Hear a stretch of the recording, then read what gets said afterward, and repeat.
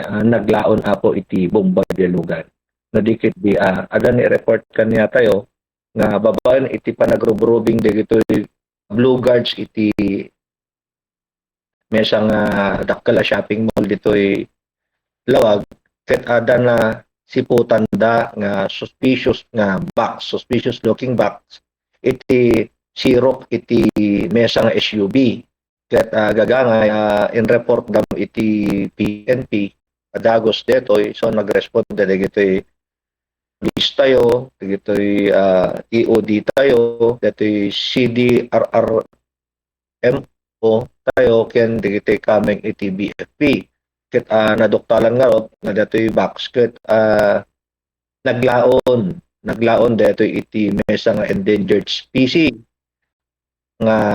hanmat nga naglaon iti timakon ko na tayo nga bomba po. So nakasarita tayo met dati dati akin lugan ka dijay nga nakaipasiriw kan dijay nga endangered species ket kasla na tiliw dat DJ ikabil da dyan tatlohan la ang mapututan no ikabil da dyan yung tilugan da Okay. nipakamumiyar kanya na nga situation daksang gasat nakataray di dyan endangered species apo so mabalintay ko mga kasuan dito yung nagtiliw di endangered species daksang gasat lang apo nakataray na ebidensya tayo.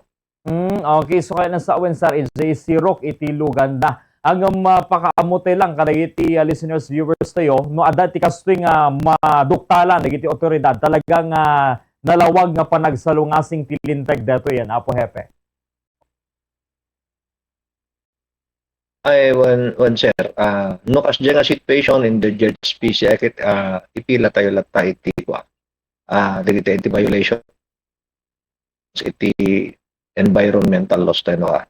ket di nga rod mesa pay nga enhancement panggap ti security measures ket napagsasaritaan mi iti management iti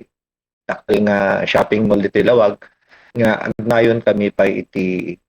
CCTV kuma ditatap naman no kasta alisto nga